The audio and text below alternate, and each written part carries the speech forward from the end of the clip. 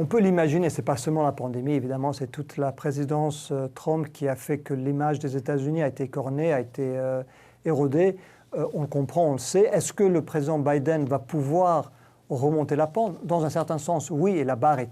a été mise tellement basse qu'il suffit qu'il fasse mieux que Trump, et ça ne sera pas trop difficile, pour que l'opinion publique internationale retrouve dans les États-Unis quelque chose qu'ils ont perdu ces 4 dernières années. Mais il est vrai également que certains dégâts vont être très très difficiles à réparer, ne serait-ce que, comme vous le dites, cette image d'un pays, soi-disant le pays le plus puissant du monde, qui a été parmi les plus incapables à juguler la pandémie, qui a fait montre d'une mauvaise gestion dès le premier jour, encore une fois avec des fausses informations, des choses absolument extraordinaires que le président Trump a racontées de temps à autre. Je suis sûr que vous en êtes tout à fait conscient. Donc cette image-là d'une puissance qui déjà depuis des années montrait qu'elle n'était plus vraiment aux commandes des événements extérieurs, que ce soit la guerre en Afghanistan, la guerre en Irak, je suis sûr qu'on en reparlera, mais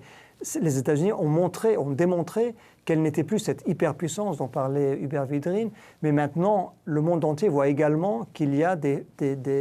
césures, des lézardes au sein de la société, mauvaise gestion de la pandémie, question raciale qui n'a toujours pas été résolue, inégalité sociale qui reste et qui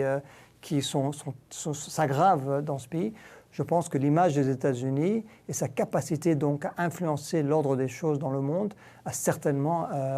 pâti de ces dernières années.